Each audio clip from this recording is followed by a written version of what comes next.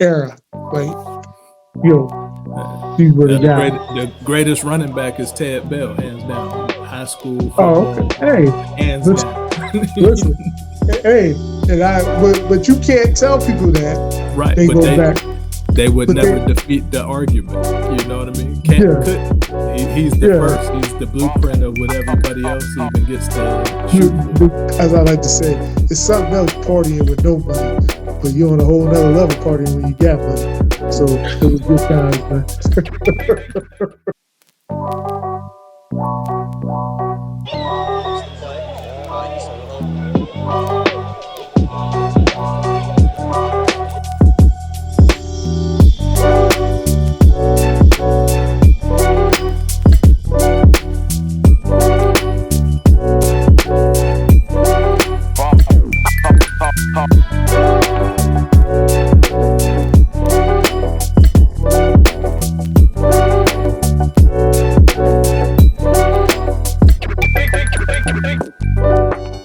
We are back with one more down with a good friend of mine, someone I've had the pleasure of knowing now for about 25 years. Yeah. You were just joking with us about getting old. No, I'm embracing. I'm embracing it, man. I ain't gonna run from it. It is what it is, man. I enjoy it. I enjoy watching my kids grow up. So I embrace it, man. Age is a part of it. So I take it as it goes, man. Yeah, it's good. It's good stages of life, right? And I think for me, it's always interesting to see how, I had the opportunity to see you as probably 14-year-old coming in as a freshman playing. Yeah, 14-year-old coming in and now having the opportunity to talk to you as a man doing his own thing with family and a career and all your experiences. So it's kind of it's always a good thing to see like the stages of life and have those relationships as you guys get older and start doing your things and your successes. So little background, Keilen, graduate of Chaney High School. I had the opportunity to coach him as he became only the second freshman to start at Chaney High School. Started all 4 years. Yeah. Had a fantastic career. Did some great things on the field in high school, and that translated into a great career at the collegiate level and even into the professional ranks, and doing great things as a man now, raising 3 kids. Yeah, 4. 4. Oh, yeah. I got my daughter. She's real good at volleyball. Then I got my boy Jameson, who came on last year at football, really surprised me, and so he's doing well. And then I got 2 younger ones. So I got a while before the nest is empty. Yeah, that's all right. That's all right. Yeah. Don't wish it away, right? Enjoy all phases. No, I don't wish it away at all. I said, hey, my little one's still sleeping in bed with me, so it's part of it. It's part of it. How's it like being a professional caliber athlete and going and watching games now with your kids and being a parent on the sideline? I'm not the guy that I would say this, I try to bite my tongue when I see stuff because I'm not out there with the coaches day in, day out. So I don't want to be that guy. I coach my son. I tell him, hey, do this when this is happening or do this. You know what I mean? But there was some times when I'll be sitting up there and I'll be like, how can y'all miss that? It's like, you guys ain't seeing this? So, but I bite my tongue. I just try to sit there and enjoy watching him play. They try to get me to even coach, but I was like, I don't want to do that. I just want to watch my son play. I just want to enjoy him enjoying the game. So, but yeah, I just sit there, cheer for my boy, and whatever happens, happens. We'll edit. Ron, as a Chaney grad, and you've followed Youngstown football all the way through as you've went on to play college and moved through different states and different places. Did you follow Keilen, or do you have any thoughts on Keilen as the elder statesman with the young guy coming up behind you? Oh yeah, I've been following Keilen long before he knew that he was being watched. Our families are interconnected through marriage. My grandmother and one of her first cousins are relatives of Keilen. So through the years, I've always seen him and his brother at family reunions every few years or so.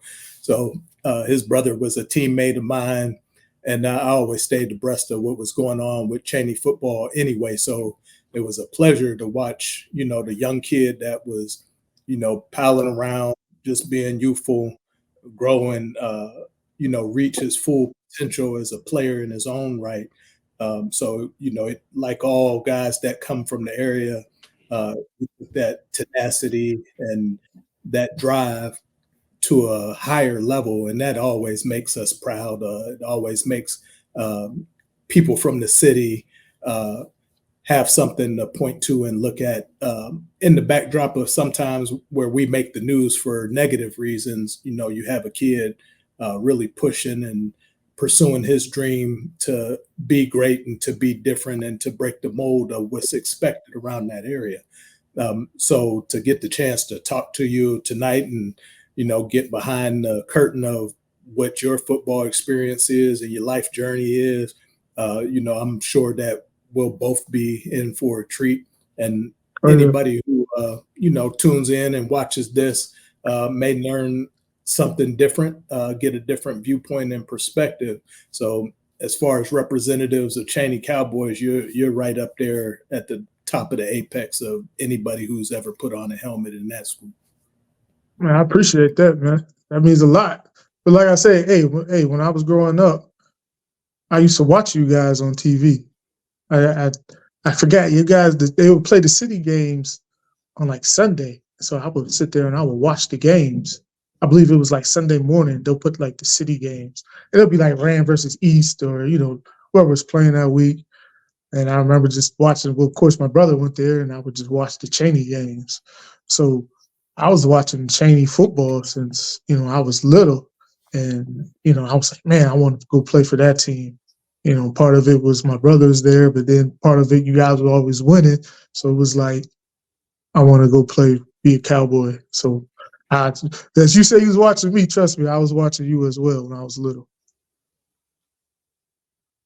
As you circle to those moments of, being a spectator, being a fan at first, and then, ultimately ending up as a player there yourself, can we go back and speak a little bit about your beginning and your formative years and, just what that close-knitness in your family experiences like, and just kind of start from that point?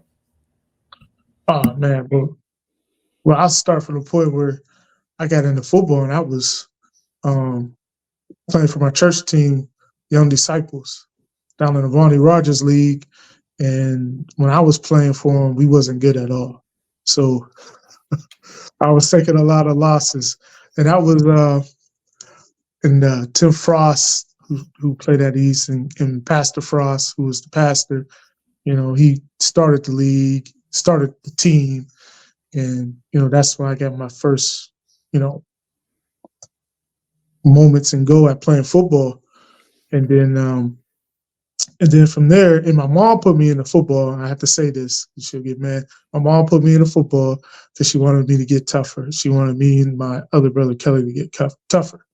And so that started out playing football. I remember I was playing O-line. And then the next year, I got a little better. I played running back. And the next year, I was a quarterback. And I played there for about 5 years, Little League, 4 or 5 years, and I only think I won about 2 games playing. We couldn't beat the Braves or the Broncos, couldn't beat the Knights. I think we beat the Penguins one time. But other than that, it was, Sons of Thunder and all those good teams that they had down there. We wasn't winning. And so, I was taking my lumps then, and little did I know it was preparing me for later. And then junior high came. Well, I had to stop playing Little League anyway because I wasn't making the weight.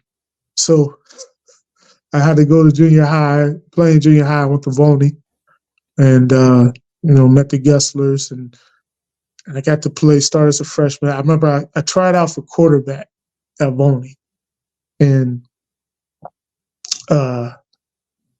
it's probably the only person in history that moved from quarterback to O-line.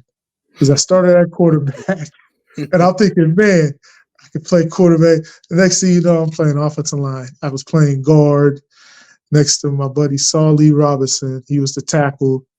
And then on defense, I went from playing, because I played linebacker, I went to go play defensive line. So in 7th grade is when I started playing defensive line and O-line. I was decent. Then my 8th grade year, I started to put it together a little bit in junior high. And then from there, going into high school, we would do these workouts. Coach Berdis would have the 8th graders come up from Volney to lift weights at Chaney. And I will always go. And I was always there. And I would always do the workouts, do the running. I think we would run on Tuesdays and Thursdays, so I was go. So I don't know if that caught his eye, that I was always there and I always worked out.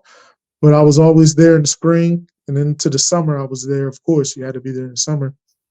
And I just remember Coach Roy God came to me, and he was like, Coach Berdis wants to know, hey, they want you to go down to varsity tomorrow.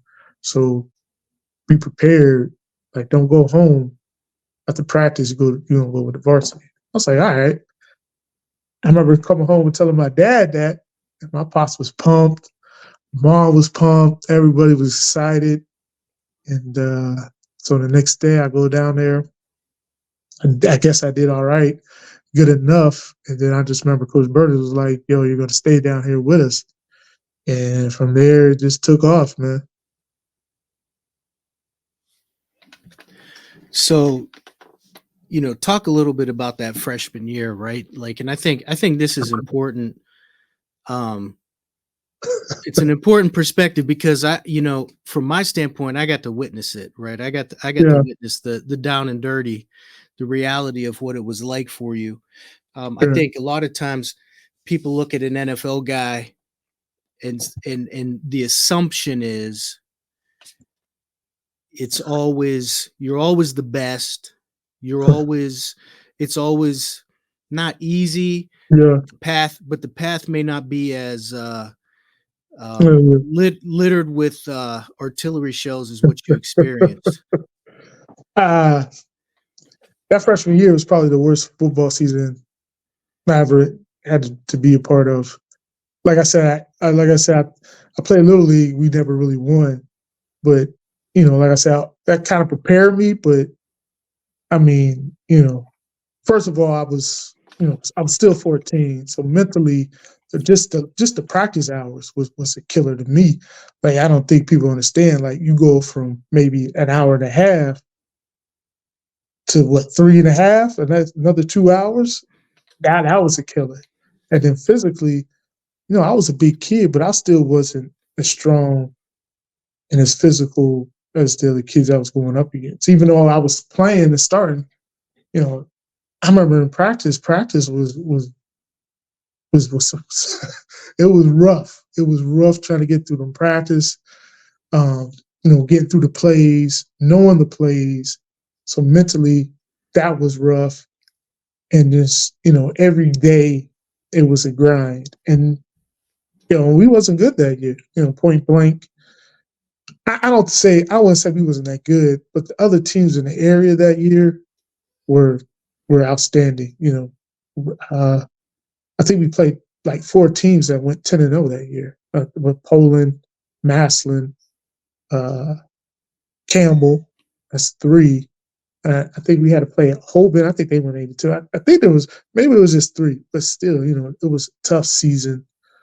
You know, and I don't think all the players accepted that I was there. You know what I mean? Because at the time when I came in, none of those guys really played up front on the O-line. None of them. No, that was all brand new. And all brand new, I believe, on the defense line. None of them guys really play. So this is their year to finally play, and here comes this freshman playing. You know what I mean? So from that point, I can understand it, why they would be, you know, upset or you know, giving me the side eye, which I used to get a lot. So, you know, you had that against you. You know, you got guys, you know, even my dad. You know, quick story. My dad said he was up there watching practice one day, and he said somebody came over to him, was talking to him, and he was like, "Yeah, man, they even got this freshman down there playing, and my son's upset. They got this freshman down there playing." My dad said he just let him talk, and then he finally asked him, "Who's your son?" He was like, "That freshman." So that just lets you know, like, how, you know, kids were, you know, hey, man, you got this freshman dude down here playing. I know a few of them probably thought they was better than me. But yeah, it was rough, man. And then, like I said before, on top of that, we wasn't winning. We was trying to find wins. And, you know, we talk about this all the time. We had to hit that sled that day. You call it Black Monday. Man, Ron, I can't tell you that I almost thought, like, man, football ain't for me. We hit that sled, and not only did we hit the sled, we would hit the sled and the coach would blow the whistle, then you had a bear crawl. And I'm not talking about it was a quick whistle either. It was a good, you know, 10 seconds of just pushing, then the coach would blow the whistle, and it was like another good 10 seconds of bear crawling on all fours, pushing the sled. So we had to do this. Let's set this up. So, Ron, you know when Berdis would get in one of his modes, right? Absolutely. Like he would get in a mode, and you know, when the boss comes in and he's in a mood, you just know, it's going to be a day. And I don't know if it was a Monday or Tuesday, but we had just it was a Monday. It was okay. We lost to Boardman, and Brad was getting whooped back there. You know, so I'm probably 3-4 years out of playing, right? And, you know, so I'm young, full of piss and vinegar, and I was no stranger to the sled, okay? And, you know, Keilen's 100% on the nose. I mean, we start hitting this sled, and it becomes like a war of attrition. And you know, it was one of those psychological tests of, are you going to check out? Are you going to quit? And I think it was twofold, right? You got to get better at number 2. I'm going to find out. We're going to find out today. Hey, I was one of the first ones that checked out too, goddammit. I was like, man, what? I mean, it was at least after it hit 40 or I kid you not, we had it. It was deep. It was like the whole practice. That's all we did the whole practice, and we was deep in it. And I remember I was like, you know, I was kind of feeling dazed, and I stood up. Coach Pope yanked me out of there. Get out. Get somebody else in there. And man, there were multiple guys that came back. Now, also the backs, the receivers, the kickers, everybody was hitting the sled. And there were guys coming back. Well, wait a minute. Not as much as you. No, I was about to say they was running alongside the sled, and they would have to push it. Like we would push it from the fence all the way down to the other end of the parking lot, and then he'll be like, "Push, turn it around," and the backs and receivers had to turn it around for us. But yeah, it was, and you know, From that day, I was like, man, and we're going into week 4, so we ain't even halfway through the season. I'm like, oh my God, this is. I said, Chaney, football is on another level, and I was like, I don't know. I sat there, I was like, I don't know if this was for me. And I remember Coach Berdis, he came in and talked to me, and he gave me the speech of, hey, if you want, it was like, you can go down there and we'll play with the freshmen. But I need you here. I think you can help us here. I want to keep you on the varsity. And so I said, yeah. And that kind of helped him coming in and talking to me, because I think he kind of saw on my face, like, I was like, man, I was through. I was like, oh, man. And, and plus, all your friends is on the freshman team. Everybody I went to school with, they're on the freshman team. And, you're down on the field, they're up on the top field. And like I told Coach Anders before, like, hey, you're down there, you see them going home, getting in the cars, and they done. Practice over. And it was like, damn, and that's how I would count how much time I got left. Because I knew once they leave, I knew I had about another hour and 30 minutes. So that's how I would know how much more time we had to practice left. But yeah, that first year was rough. And then, coming into the games, I was going against some guys, man, my freshman year. Me and Coach Saunders talked about it. First game, we played Fitch, and they have a Sammy Mays kid who went to go play at Oklahoma State. And I remember I had to block him. And then I remember Poland, they had some dudes. That's the year they won state. And I mean, they had some dudes, man. And they was just picking me up and putting me up where they wanted. I mean, there were some games where I physically just got dominated. And I would say this, that made me a better player. I would say it made me work harder. It made my technique get better. It made me realize where I was at and where I needed to go if I wanted to be successful at playing football. But, I mean, that first year, man, Coach Saunders will tell you, it was definitely an up and down. To me, it was more down than ups, but I wouldn't change it. I think it just helped me become a better player. Well, that some of what you're saying is really key. And, as I aged and had interactions and conversations with Coach Berdis, some of the things that he did to motivate us, they were unorthodox. For you guys, it was the sled. And I'm probably imagining that the temperatures probably weren't that great that day. But for us, it was ice cubes. We took our break during double sessions one year, and it was a conditioning day. And somebody spilled a McDonald's cup, those large ones that they used to give out, and all the ice was on the gym floor, and nobody cleaned it up. So when Coach walked in the gym, he's just counting, and he's not saying anything. So, the number of ice cubes, once we kind of realized what he was doing, somebody, rushed over to try to pick him up, and he said, no, don't worry about it. And he looked at his license plate that he had at the time, and the number 330 was actually in his license plate. And we ran 330s for every ice cube that had spilled out of this extra large cup.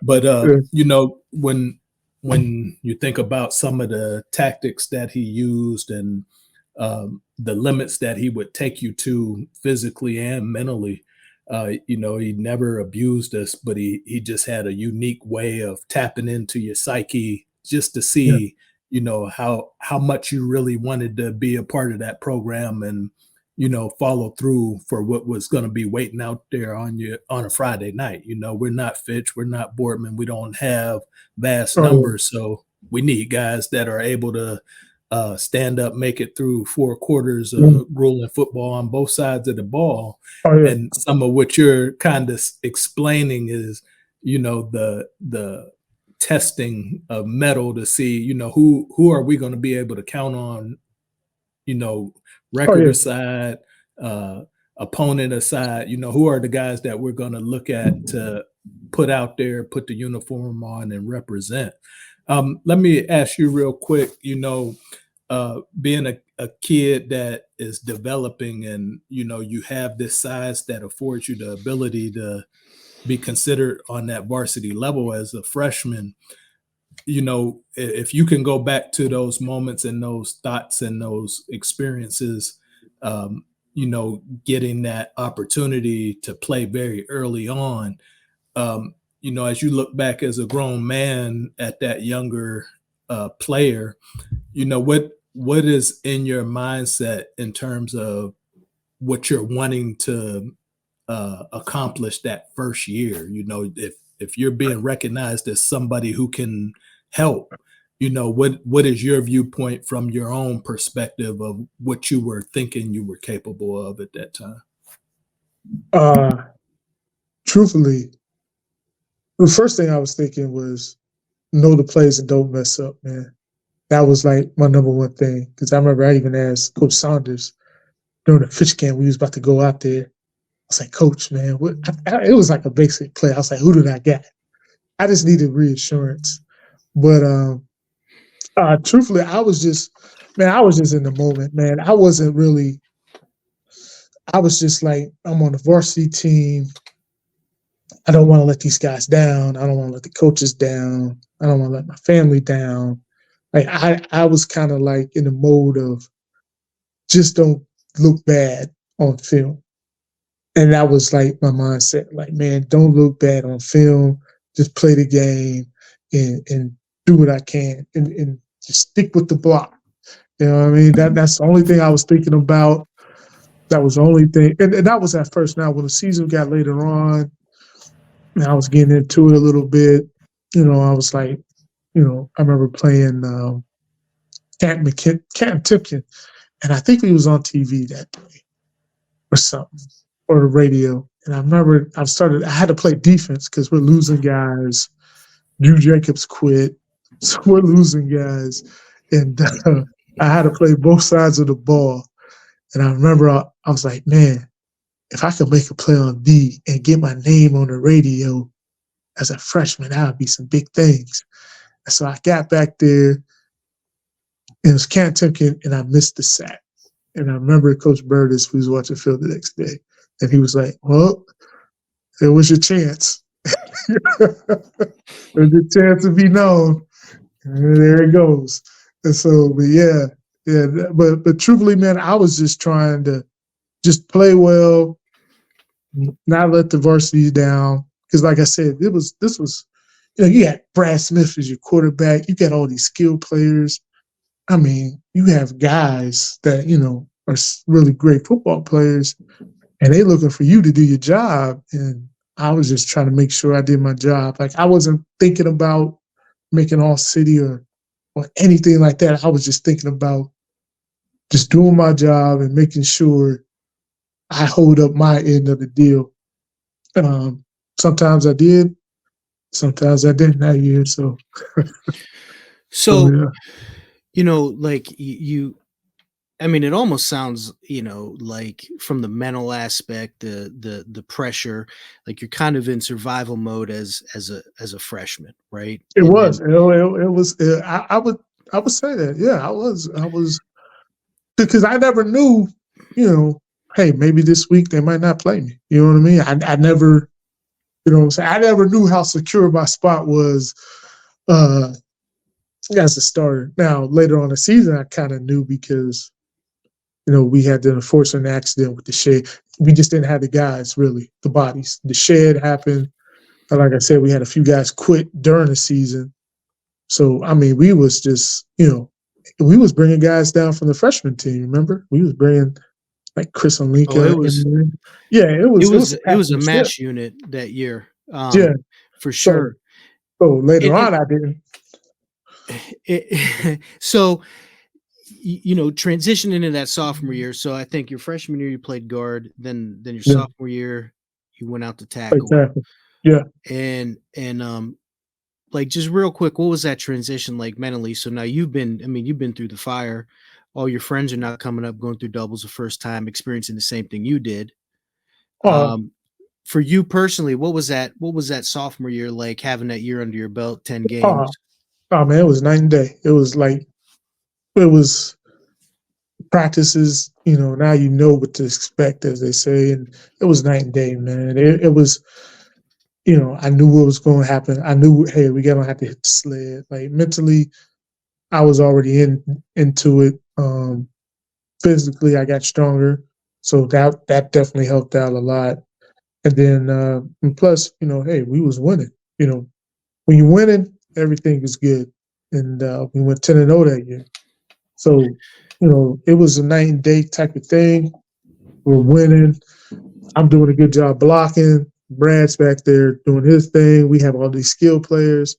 Hey, even if I did miss a block, these guys are still going to make it look good. So it was a night and day thing for me, man. And, so that's why I say playing that freshman year really helped me. Because next year I didn't feel like I was there yet, but I definitely was like, yo, here I come. Yeah, and you talked about that year. So 2000, that's the year that we went 10-0, Right. AP state champs. Right. Ton of skill. Ton of skill. And, too much. Still a little young up front. Right. To kind of match that skill that we had. Talk a little bit about that season, going undefeated, one of 5 teams in Chaney history to go undefeated. Just the history of it, the experience of it. It was a great ride. Like once we got through the first 3 games, I knew we was going to the no. Once we beat Boardman, I was like, oh, we're gonna. Like I always said, Boardman back then was a measuring stick. There's certain teams that you play, and it's like, yo, we beat this team, we're going to be a good team. If we stay close to this team, we're going to be a good team. You know what I mean? There's certain teams, and Boardman was that team. Boardman, to me, was always the measuring stick of how the season goes. And so, we went out there and we blew Boardman. We blew him out there. It was like 42-20. I mean, I felt dominated the game. And I knew from right there, I was like, oh, man, we're going to go 10-0. And like you said, we had all these skilled players, probably the best skilled players that came through there for a while. I mean, and I'm just talking about depth-wise. We had 2 good receivers. We had 2 running backs with Tyrone and Marcus. You had Brad. We had tight end, even with Marquise McCoy. I mean, everybody can catch. So to me, it was easy. It was easy. Just, get your pass set, get your block, and, they were going to make the plays for you. And so it was real. I want to make one comment. I was going back watching some of the film from those years in the highlight film. Like, and maybe I'm missing something, but I feel like Marcus Patton is a very underrated back in terms of, and I know he got injured. I think he tore his ACL his junior year. Listen, Marcus Patton, my freshman year, when I had a block for him, I thought he was the coldest back we ever had. I mean, the moves he would put on, the catches he would make, the cut moves he had. Did he have like great top end speed? I didn't think he had great top end speed, but his agility and his just quickness in and out of cuts was top of the line. And like you said, once he hurt his knee, I felt he lost a lot of that.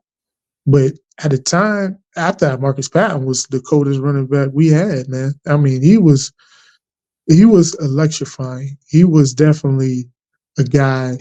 I mean, I remember the Canfield game, he had 2 great runs. The Massillon game, he was killing them.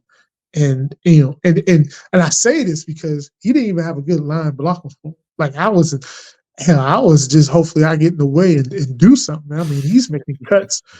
I remember the Canfield game, I got knocked on my ass, and Marcus Patton made the cut and still made the cut off the defensive tackle and running in for a touchdown. So, Marcus Patton to me at the time was probably, I'll say it at the time, he was better than Sylvester. I thought, running the rock like he was just he was something else. And I'm telling you, and it's sad, it was only a glimpse. You only could see it, just a glimpse of it. But once he hurt his knee, he wasn't the same.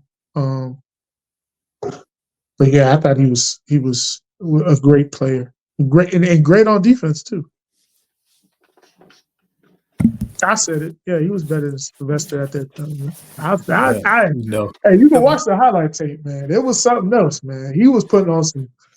I remember I went his sophomore year. I think I went to go see them play Boardman when Anthony was there. And I remember him jumping up and making a great catch on the sideline and turning it in, running in for a touchdown. And I was like, man, who is that? And so I always thought Marcus was a top-notch player, man. Top-notch. As being a 4-year starter and kind of starting out with a record that didn't necessarily fit in with some of the years before or after, you played with a lot of recognizable names, a lot of great skilled guys.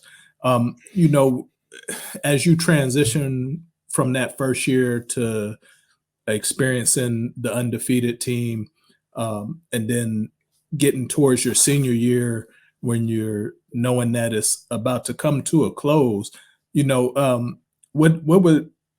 was the perception of Chaney, in your opinion, from the opponent's point of view? What type of interactions were you having with guys around the city as you're, just transversing the community? And I'm asking because I kind of want to see if it's that same similar experience that you just get coming up in Youngstown, or if it was different for your era. No, it was, my senior year. I remember we used to trash talk Austintown. We would see them at the carnivals and stuff. I would let them know we coming. I used to talk, especially because they had Mike McGlynn, because he didn't play my junior year, but he was going to play my senior year. So that was like, I would see him, or, you see the Fitch guys out, or you see the Boardman guys out. And let me just say, I just want this to be known, man. During my time, my 4 years, maybe 5 years, between 98 and 03, a little bit 04, those were the best to me. I don't care, like the most talent that I thought that ever came out of the area between Mahoney and Trumbull, because every game, and I told Coach Saunders this, there was a guy that was getting Division I scholarship on every team in the area. And so, you could talk, and going around, and I felt like we were known and definitely respected. Ed Mack had a great year last year, so he was known. I was known, so they knew. I remember we had a little thing with, I even had a little thing with Louis Azeri, who was playing tight end at Ursuline. And so there was a little beef there. But yeah, we was known, man, and teams know we was a good team, and they know we was, not the typical, and nothing against them, but we wasn't the typical, city team like Brandon Wilson. Hey, you come play Chaney, hey man, you're gonna be in for a long game, and so they knew we was coming, and definitely I was definitely, out on the forefront, saying some things myself to them and letting them know we was coming. So, yeah, it was a good time. Hey, part of it young, and then the other part was, I had a great season last year, and I'm full of myself. So, yeah, I definitely was telling people, hey, man, we come in and we gonna whoop y'all, and this and that. So, it was part of it. You look back on it now, it's funny to think about it. But at that time, I was dead serious. Like, we gonna whoop y'all. And, if you see the Ursuline kids, they was talking about their state champ. And, us, we would be like, man, nobody care about that. Y'all was Division VI. Nobody care about that state champ. That don't count.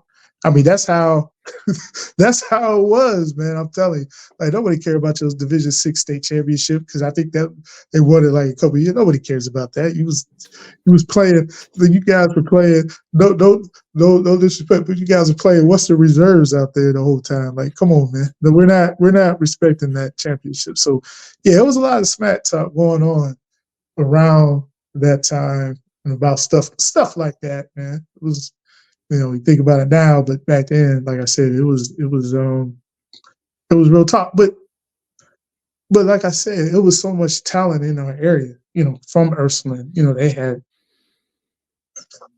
Swagger and Rowley and Zeri, and you go to of course we had Chaney, and then you go to Boardman. Boardman had like 5 guys on scholarship, Greco and Valos and all those guys, and then Fitch. Of course, they had McGlynn, and before him they had Sammy Mays, and they had the Vansel Tate, who I went to college with. You can just go school by school during that time. Everybody had to do. With that, with a lot of Division I players, there's a lot of alpha males and there's a lot of talking. So it is what it is, man. We were talking about today on the phone, talking about just kids and you're working with a couple guys and helping some players out, giving some coaching, some clinics, some expertise. And I think for me, having the opportunity, I played with some guys that went D1 and were some really, really great players. But I think being able to coach you, okay, not being in that player mindset, right? Not that competition mindset, just being able to coach you and see that progression from, a kid struggling, but know there's some talent. And then your sophomore year, he's better, right? And then, like, for me, that's when I saw that translate from your sophomore year to your junior year, and all of a sudden, I mean, just fundamentally, and I'm not saying this to blow smoke. I mean, you're the best guy in the field, right? Yeah. Like, to me, that put context to everybody can talk about wanting to go D1. Everybody can talk about being like, hey, I'm going to achieve this goal. I'm going to go play in the NFL. But like at that point in your life, you were just a different human being than other 17-year-old kids. And, you had 18 sacks your junior year when people weren't throwing the ball that much. No, there wasn't. But like I said, when I talked to y'all earlier, when we was talking off camera, when I went down to that West Virginia camp, these supposed to be, and I'm not going to lie, were all those kids good football players? No. But when I went down there, I was the best one there. And it just gave me confidence in myself even more. I was like, if I'm dominating these kids, wait till I get back to Chaney. And it just, sometimes certain things click. But I take that football camp as for me as a launching pad into the season, and I just built on that. It gave me a lot of confidence in myself. Hey, these guys are supposed to be, because some of those guys are, some of those guys they wanted to come there, and I was whooping them up. So it just gave me confidence in myself, and I just took it and ran with it my junior year. And it just took off. And also, we was losing a lot of talent. So, hey, somebody got to step up. You know what I mean? So, hey, let me be that guy. And that's the way I took it. That's the way it goes. Hey, you lose these guys. Hey, you got to step up. It's your turn. And that's what I wanted to do. Let me ask you this, because a lot of people, they don't get to experience that process and having those measurables to be even considered for that high level upper tier of college football. And then, in this day and age where we have social media and everybody has an opinion and everybody is an expert, what was the biggest surprise for you going through your process of having this success and changing positions, making an impact, becoming a leader, developing into a top tier guy who's a prospect on a high level? When you're going through your senior year, you're deciding, what's your next move. You have this great experience of being able to get a glimpse in front of some big time coaches at this West Virginia camp. What if you had to advise kids who are dreaming, who are thinking that they're ready, that they're able to compete, what would you say the hallmarks of putting yourself in position and being a person that can be on the radar? Because the landscape is different now. The evaluation is different now. I don't know. One thing I always say, man, and I tell kids to this day, like they be having like these camps and do this camp and do this camp of football and this. Man, there's nothing better than going to a college camp and go to their camps and be in front of the coaches. Because hell, they're the ones that's going to decide if you get a scholarship or not. It's them. It ain't, they have all these other camps. Hey man, if you want to go to a camp, I tell them, save your money and go down there to a West Virginia camp or go to a Ohio State football camp or whatever camp you want to go where you feel like, hey, this is a college I want to go to. Or save your money and go to all the camps around the area because, hey, at the end of the day, they're the ones to decide if you're going to get a scholarship or not. They'll test you if you want to be tested. They'll run the 40 and all that. So to me, the best thing I did was went to the West Virginia camp, got in front of the coaches, showed them my athletic ability. They fell in love with it, and there you go. And, let them be the ones to tell you no. And I also say that, let them be the ones to tell you no. Hey, this ain't going to work for, you're just not who we're looking for. And that's fine. You're not going to fit everybody's criteria and everybody's not going to want you. But at the end of the day, you only need one. And on top of that, and I also see these kids. I just read today that the Mr. Football Ohio kid is going to walk on at Ohio State. And I always, and it just baffles my mind. Like, he plays running back, so you're going to pay Ohio State to run the ball? That just baffled my mind also. Like, if you got a scholarship to go, please, young people, take that scholarship and go run the ball at a school that wants you to run the ball.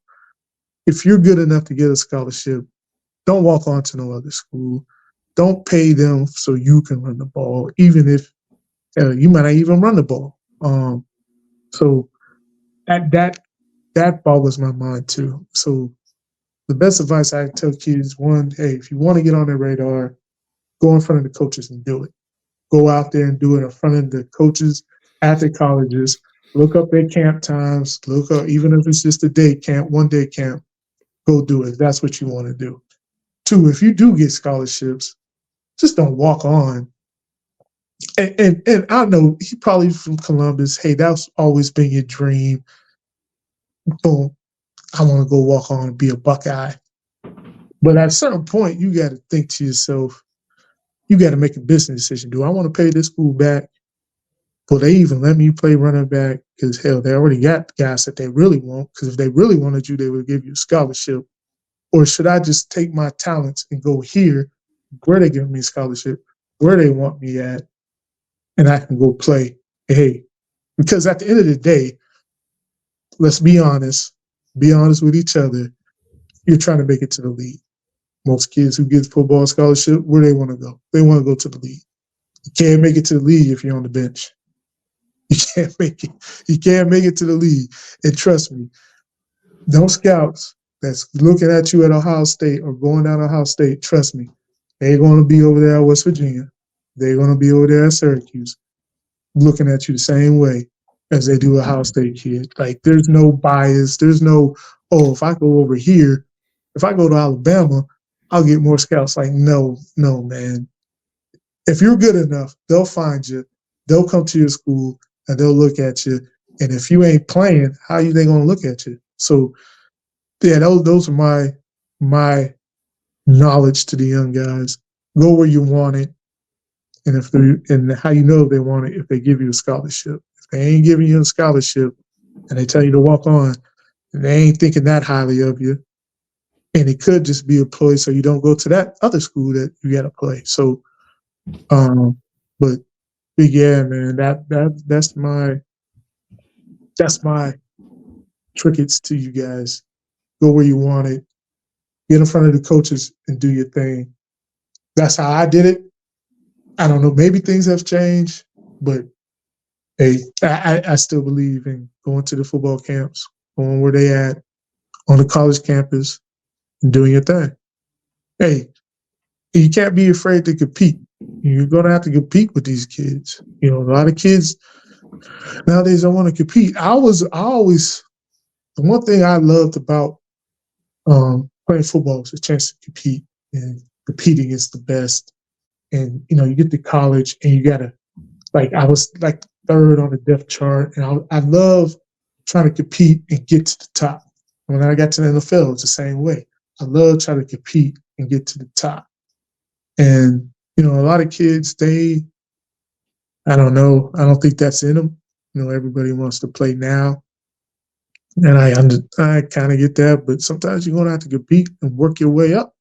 And it might not be at that moment, but I tell you the best way, my freshman year at West Virginia, my redshirt freshman year, I remember I called Coach Berdis. Berdis called me. I talked to him, and I told him, give me by the fourth game, I'll be starting. And I told my dad the same thing.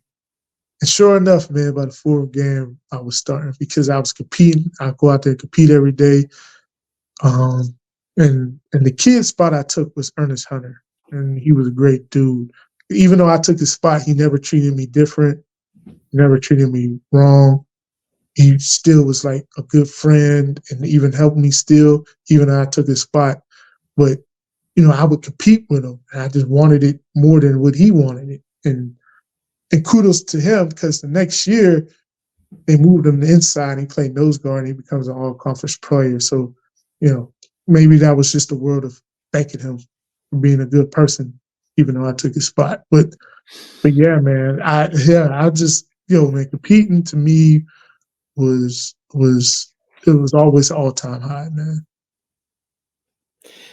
And what was that transition like down at West Virginia, right? So, you know, you get down there, you got it. Easy. It was easy. It was easy because I went to Berdis. I was at Chaney. And so when you go down to practice at West Virginia, man, you know, they do it by periods, and you can see how much time is left and all that. You know, they have it up there.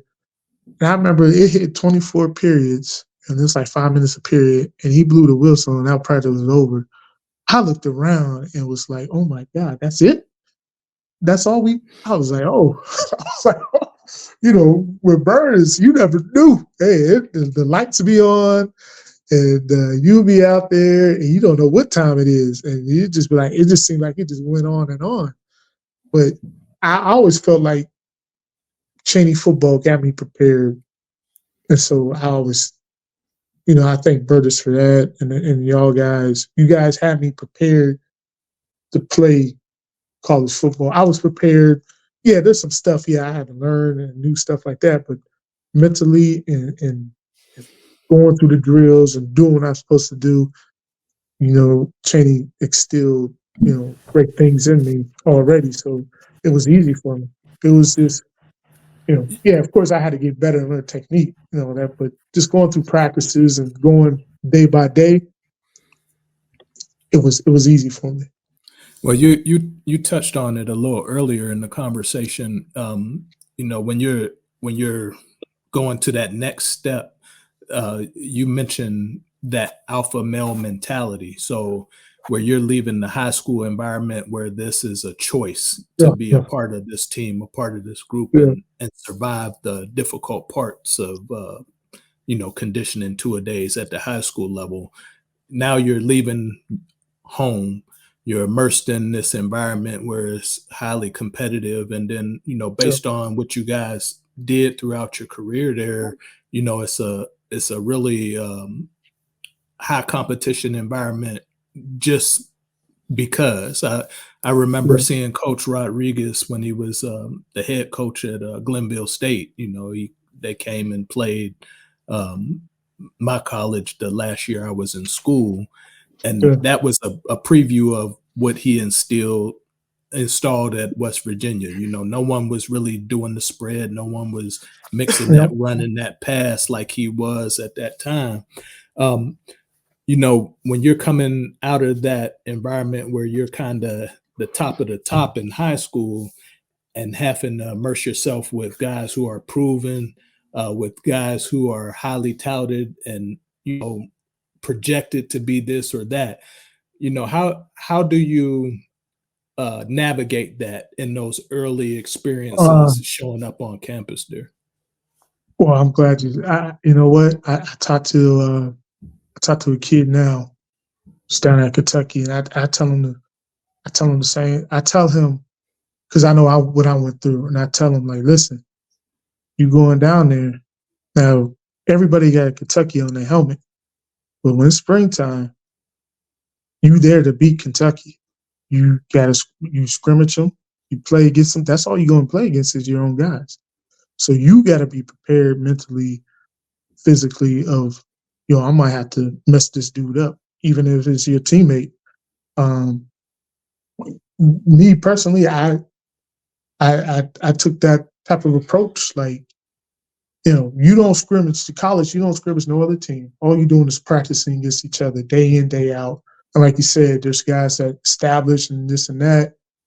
They don't want their spot taken. But you got to go in there with the mindset. And I had that type of mindset, like, I need to eat too.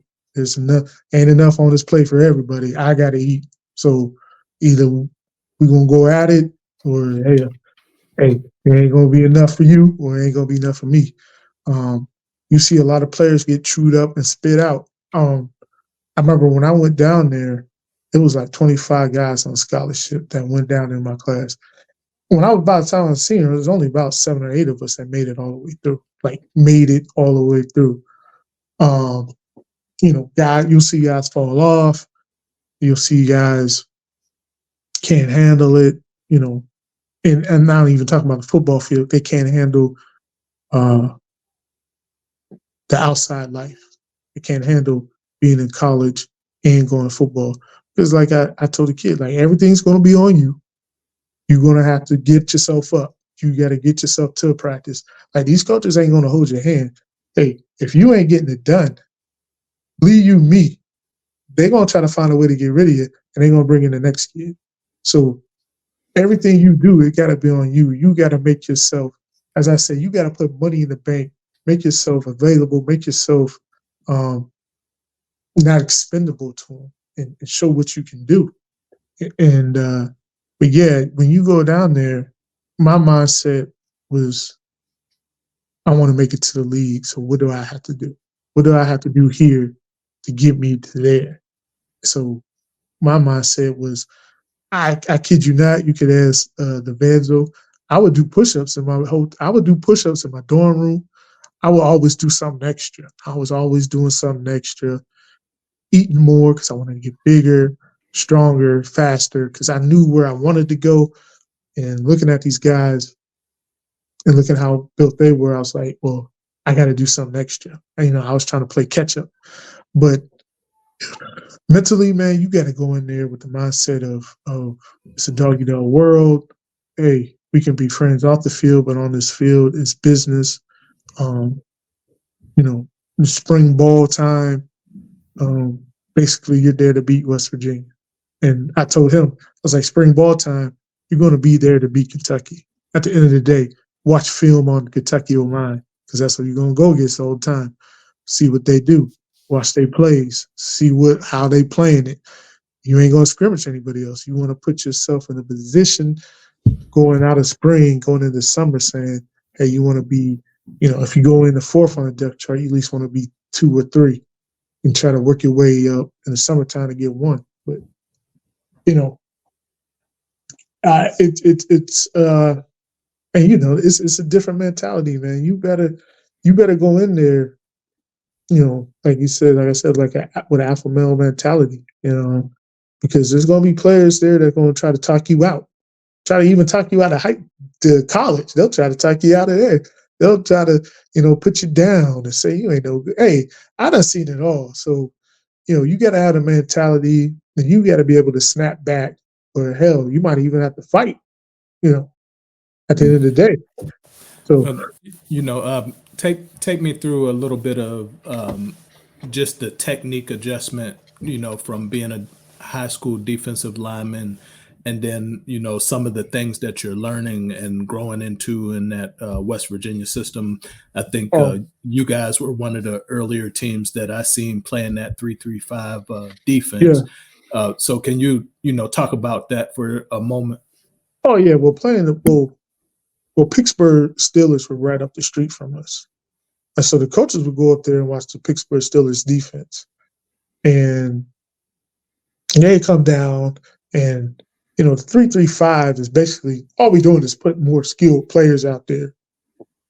And so learning technique-wise, it was more playing two-gap. When I was fighting Chaney, it was more one-gap. So you're playing two-gap. You got to step with the man, shoot your hands, two-gap the hole, and make the play. He wasn't going to during the pass rush, it was more, try to eat up the block, and, they were shooting the blitz. And the thing about it was you just didn't know where the blitz was going to come from. And, let the skilled players or the linebackers blitz and get the sack. But, it was more just having good hands, leverage, stuff that defensive linemen are supposed to be, squaring up the plate. One of the most important things was if an offensive lineman turns out, wants to turn out block, squaring them back up, squaring that shoulder back up, keeping the outside arm free, boom, making the play. The best, I would say the hardest team to play against was Rutgers at the time when they had Ray Rice, because their O-line would always, even on the run plays, they would do pass set. So they would want you to get up the field. And that's defensive lineman. Like, yeah, cool. But Ray Rice was so good at making the cuts off of what you were doing. That's how he got a lot of his yards. So just learning what the other team likes to do, and then try to incorporate what you would do. But, basically with two-gap. If you watch the Steelers play, I think they even play it now, they two-gap. If you watch how the Steelers play now, two-gap with a notes, that's what we would do. You learn from there. And then we can line up on the outside, and we can switch and bring a guy down. So there was a lot of things we could do with the defense, and that we did. And like you said, and that gave us an advantage during that time. When we ran a 3-3-5, and like you said, Rob was running the spread, I felt like we caught a lot of teams off guard. I felt like we beat some teams that we probably shouldn't have beat at the time, but they never saw it. So it was something new to them. So, for example, Georgia. We played Georgia in the Sugar Bowl. They ain't never played against the spread. They ain't never played against 3-3-5. So for that one game, we jump out on them. And then plus, they didn't respect us at all. You could tell if a team respects you the way they come out the tunnel. They walked out that tunnel. They just felt like they was going to blow us out that game. But they'll not be able to see how we play it and not see it throughout the whole season and see it then. We cut them off guard. We jump up on them 28-0. Then I think they finally woke up. They come back, and we had to sneak away with like a 38-35 win. But I think that whole team, I know their whole defense went to the league. And so did some of the offensive players. So, that 3-3-5, I felt like threw a lot of teams off back then. The hardest time we had was when we played our league games, because they saw it all the time. So they would see it now, they would adjust. But like if we play like a non-conference opponent that ain't never really see it and play it, we would whoop them up. We would beat like the Mississippi State, Georgia Tech, Oklahoma. We was beating these teams. They ain't never seen that like what we were doing at the time. And like you said earlier, Rod had that spread. We wasn't even, and when Rod was there, we wasn't even throwing the ball. We was running the ball out the spread. So they ain't never seen that before. So, different time. I think we were just Coach Rod, I would actually have to say, was ahead of his time when he was at West Virginia. On the defensive side of the ball, on the offensive side of the ball, he was ahead of his time. And, I think the other teams caught up to what we were doing. But between those times when we had that great run, we were ahead of the curve on a lot of things, I felt like. Can you talk a little bit about that great run? Because I know, for guys like our age, I know historically West Virginia has had some national champions and been relevant, but in that window, leading up to it, they weren't during your time. No. Phenomenal run that you guys had. Yeah, we was getting guys, man. We were, the thing is we lucked out with some guys. So Pat White was supposed to go to LSU, but they wanted him to play safety or something, but he wanted to play quarterback. So we was able to sell him at quarterback. Then Steve Slayton, Maryland wanted him, but they wanted him to play corner. When Coach Rod told him to come here, we play running back. So that's how we got Steve Slayton, Pat White. Owen Smith was a walk-on, and he was a great player. And we also had a great player, Jason Gwaltney, was a 5-star player. And I'm telling you, this kid was physically ready to go. But like I said, he didn't know how to handle the outside life of college. But, at the time, we was getting some good players. And once they gave Pat White the reins to the team, it really took off. And you could see it in practice, like, he should be starting. You could see it. But we played Louisville, probably one of the greatest games, probably at West Virginia University. We were down like 28-7. We come back and beat them in overtime. And Pat White started like the third quarter and made this comeback. And once that happened, we took off as an offense. We took off as a team. And it was no stopping us. And during that time, we would play Thursday night games and Friday night games a lot. And, the ratings would come out, and we was like the most watched team on TV. We had a different brand. We had, West Coast had Reggie Bush, East Coast got Steve Slayton, stuff like that. It was a great time. And like I said, on the defensive side, we was playing well. We had a thing going, and that was the year we went to the Sugar Bowl. And like I said, we win the game. I think Steve Slayton breaks like the record. He had like 205 yards rushing, the Sugar Bowl record. So once we won that Sugar Bowl, it really just, you could tell by the recruits that was coming in now. We was getting big-time recruits. We're getting guys out of Florida, 5-star players that West Virginia never got before. We got Noel Devine. Like I said, we had the kid from North Babylon, Jason Gwaltney, 5-star running back. We're getting 5-star, 4-star guys that ain't never probably even look at West Virginia. Now they coming to the campus. Hey, now they committing. We have a great junior year. We won the Gator Bowl. We beat Georgia Tech when they had Calvin Johnson. And let me say, he's probably playing football. He was probably one of the greatest players I ever got to play against, Calvin Johnson. This guy was killing us. But we snuck out that win. And then the next year, my senior year, it was our chance to win the national championship. And that's a story. That's a long story for another day, but that was our chance to win it all. And we came up a little short against Pitt. But we still finished out strong. We won the Fiesta Bowl, but during that time, we had the most wins in school history. 3 straight bowl wins. They never happened. We broke a lot of records during that time, and I call it the golden years. It was a great time to be a Mountaineer at that time, man. I came in. I can only say I came in at the right time, and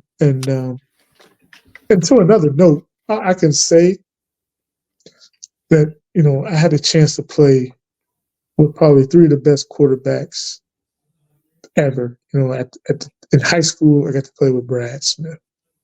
In college, I got to play with Pat White. When I made it to the pros, I got to play with Kurt Warner. So when people be like, man, do I know what a quarterback looks like or what a leader looks like? I would tell you, yes, I do. I know what a leader looks like.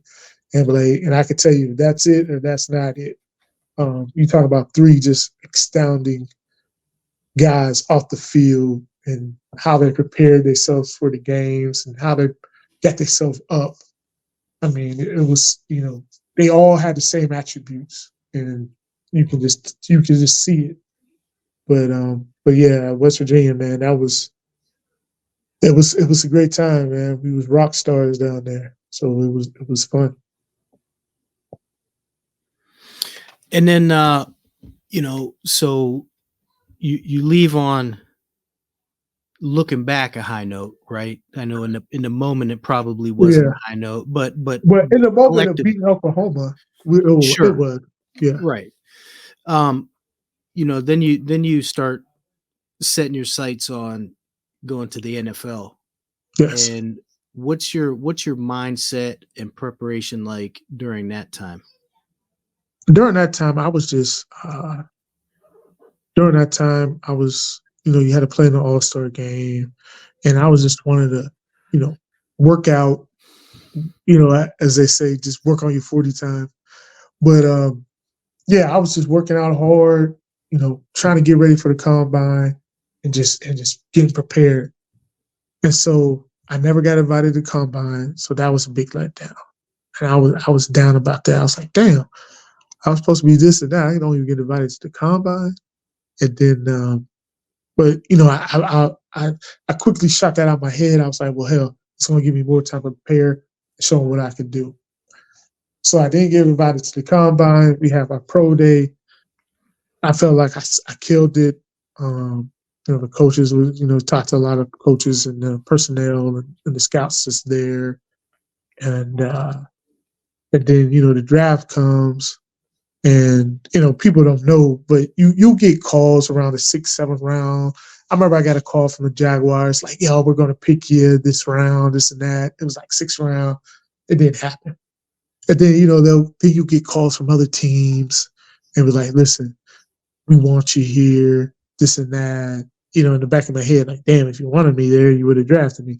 But, then it comes like a free-for-all, like college all over again.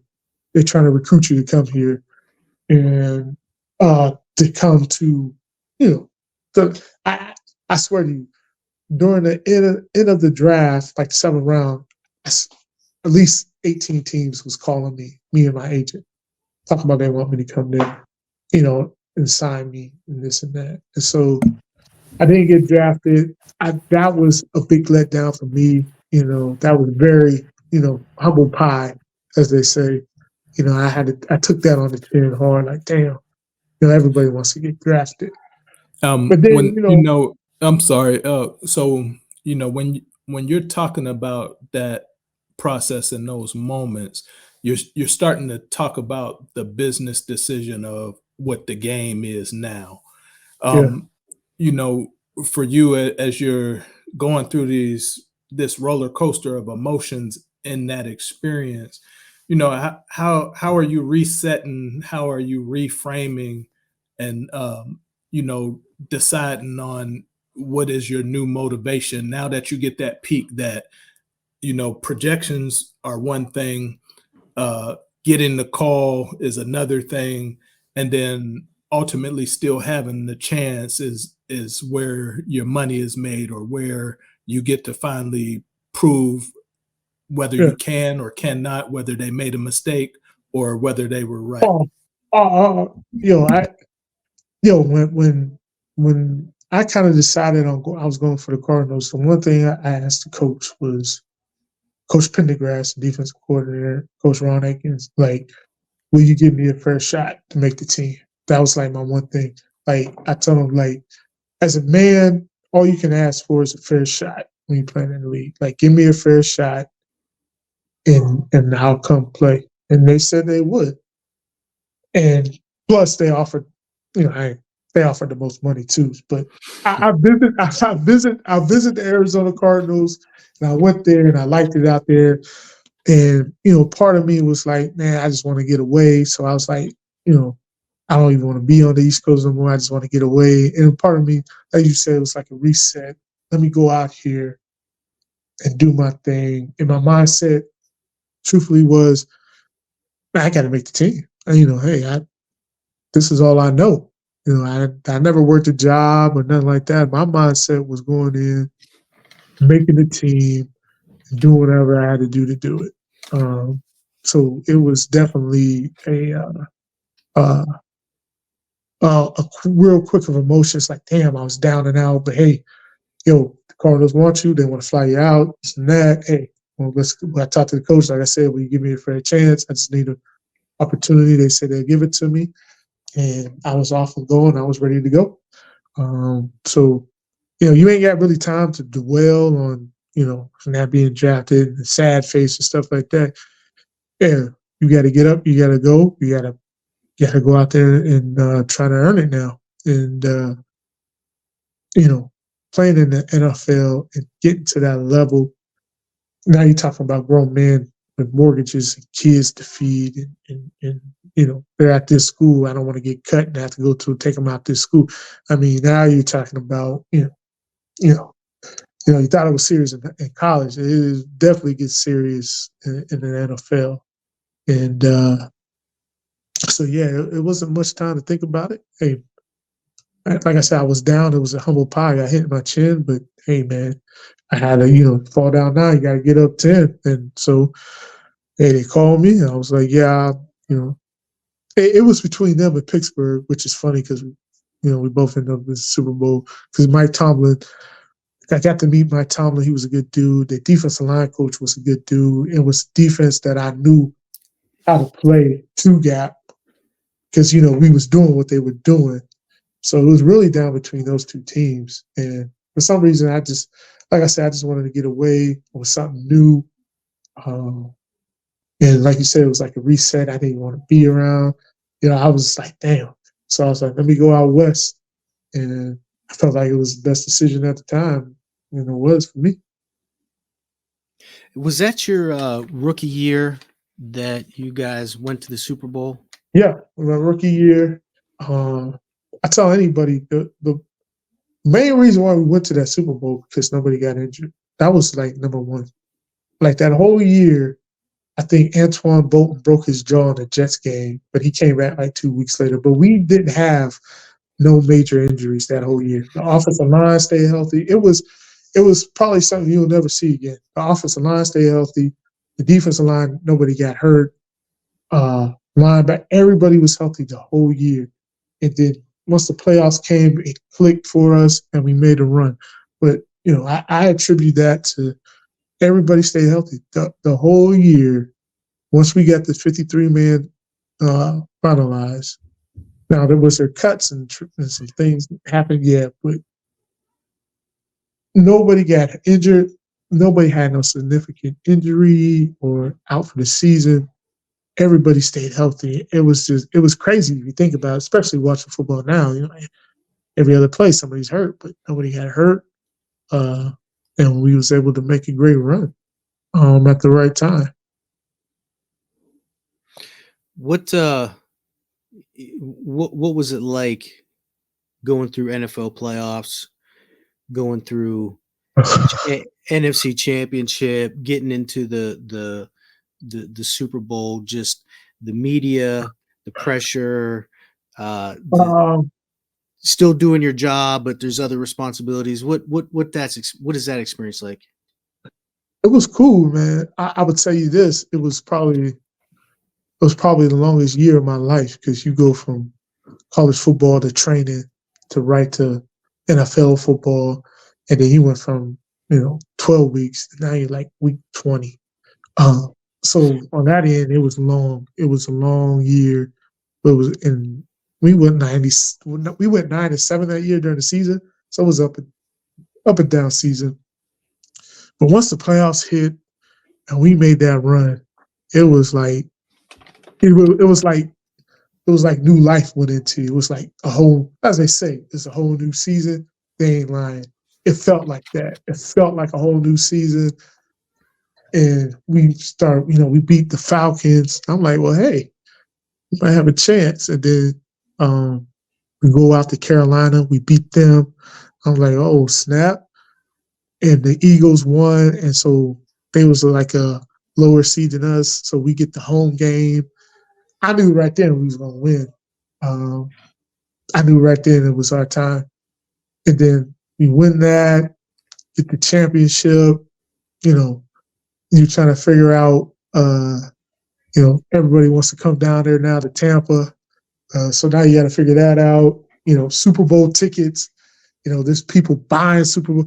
I tell you what, man. You know how the radio shows and don't be getting those Super Bowl tickets? Back then, it was from players. I found that out. Yeah, the radio guys would come to the practice field, and they will offer you, a boatload of money for them tickets. And that's how they would get them. So now the NFL, I guess, caught on to it. So now, like, you have to show up to get your Super Bowl tickets at the door. Like, they don't give them to the players because they would, during the season, like during that Super Bowl, they would give us the tickets, the big tickets, Super Bowl symbol on it and all that. So you got them. And so there was this guy from the radio show. He's right down the street in the parking lot in the parking thing, and he's buying them. I mean, he got cash and money, straight cash too, straight just piles of money. And he's like, yeah, how much? Wow, he's giving. Because I know this because I think I sold one of them. I kept two from my mom and dad. I sold one, but I kept two from my mom and dad because they wanted to go. But yeah, man, he was giving out cash and good money. So yeah, the funny thing was there was about there was a couple players down there getting it. Quite a few of us down there getting it. But yeah, it from that to going down there and being able to see, especially media day, that was crazy.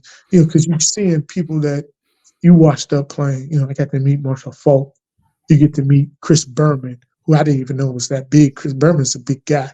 You meet Tom Jackson and I forgot who else was there.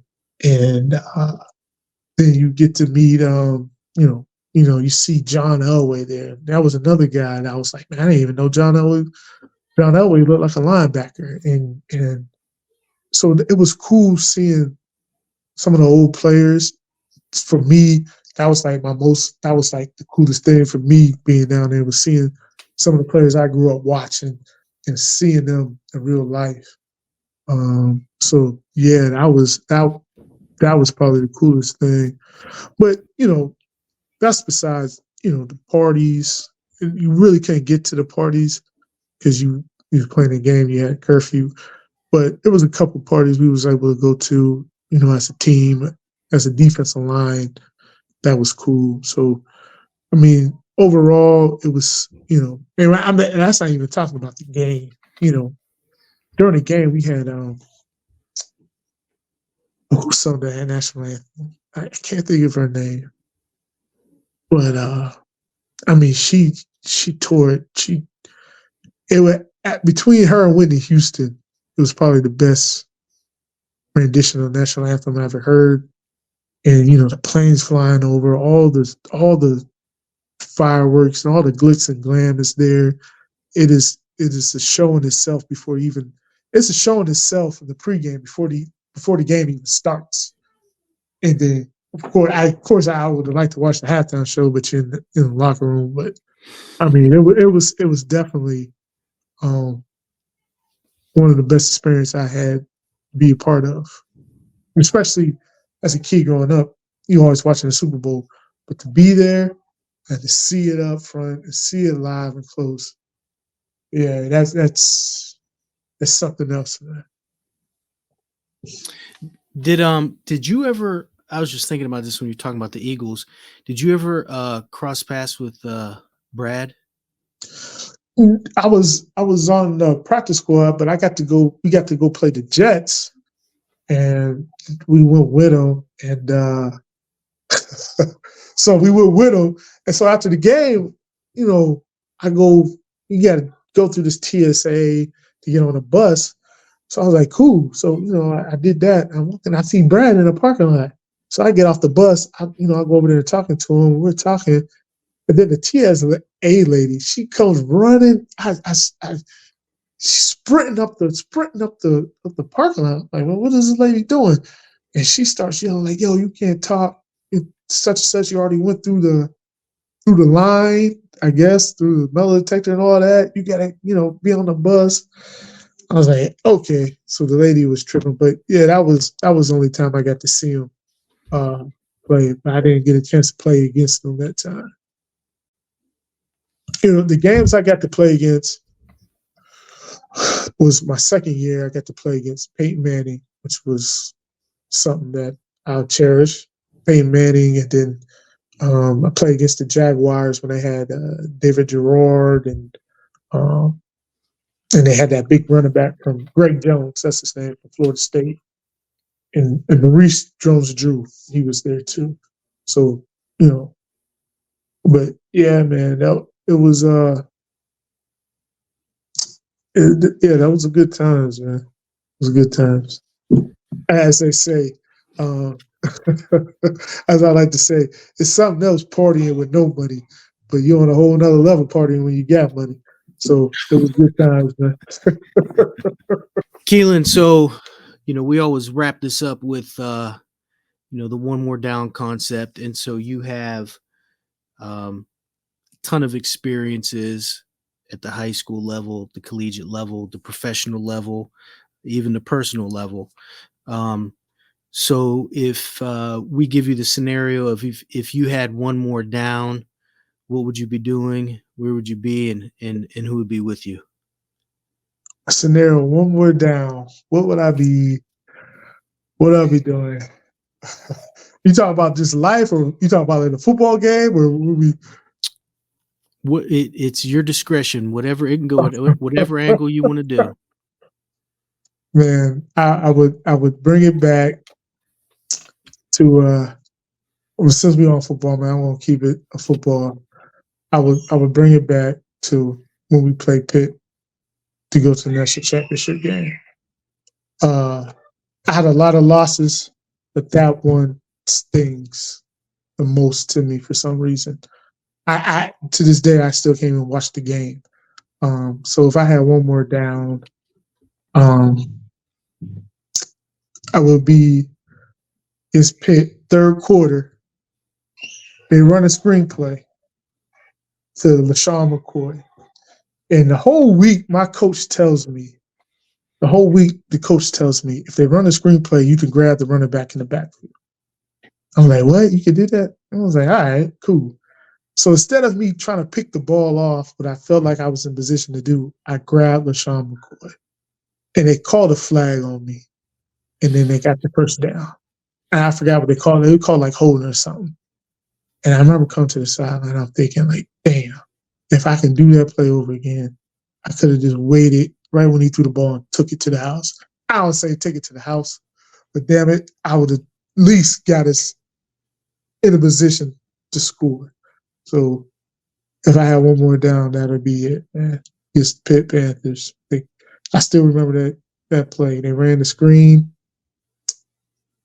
to my left, their right, and I grab them. I'm holding on to them because that's what they told me to do, and they throw the flag on me. But if I would have just, the way it was set up and the way they was looked, they didn't even really see me because that's how I was able to hold them. So I know they wouldn't have seen me if he would have threw it, and I would have took it. So then there it goes, and we lose the game to the Pitt Panthers. But so if I had one more down, that's what I would go back and do, man. Wait in the weeds and try to take it to the house. Well, I appreciate you doing this. And, once again, like we've talked about before, it's always good to hear your stories. And I think you give a really depth of perspective in terms of football and the realities of football, the realities of recruiting, the realities of putting yourself in a position to, have the opportunities that you had and took. And, I think that it's great that you're providing some of that insight to the next generation coming up. Oh yeah, most definitely. I try to do that. I try to give. I think it's our duty as a job, especially coming from Youngstown, to give back. As I told the one kid, yo, man, Ron, I'm Ron's legacy and your legacy because you guys from Youngstown, and the people after me is my legacy. So I try to give them, pointers, or if I can help, and especially a Youngstown kid, I'm going to give my time, and they, and plus, they gotta want it. Like, I ain't gonna just give it just to give it. I mean, if the kid shows that he wants it and wants to be a great player, I have no problem, showing them some things and giving them some of my time to try to help them become a better football player. For me, it's just been a joy to kind of just see how you've grown and developed over all of these years. And then, the one thing about you, when I've watched things that you've done or seen you on the Cowboy podcast, you have a certain level of joy about you and lightheartedness about you that, other people would take that same experience and be bitter, be stuck in the past, but you found other outlets, avenues, and you are an example and a presence for your own family and your own kids. To me, that trumps and supersedes anything that you did as an athlete, to be able to make a way for yourself, get off to a great start in life, and still have all your faculties intact and be out front leading your family. That's a badge of honor that I'm glad to get to watch you and see you wear. Hey, so I appreciate you. Hey, man, that's the most important thing, man. Just showing my kids the way and try to, let them compete their dreams, man. There's, it's funny, you playing and the biggest thrill I ever got was like getting a sack. That was even in high school, that was like the biggest thrill, getting sacks. But seeing my daughter compete in volleyball when she gets a spike, or seeing my son do well in football and he gets a sack, I get that same feeling again as when I was playing, when I used to get a sack. So to me, that's like the ultimate thing. And to see them enjoy it and want to do it, and they want to do it, is probably the best feeling. It's better than me going out there and getting a sack or making a big play in front of 60,000. Seeing them doing it is top of the world for me. So yeah, man, it was a good ride while I did it, but as you say, some people can't move on, but I'm lucky and able enough to I was able to let that go, moving on, and kids is where it's at, man.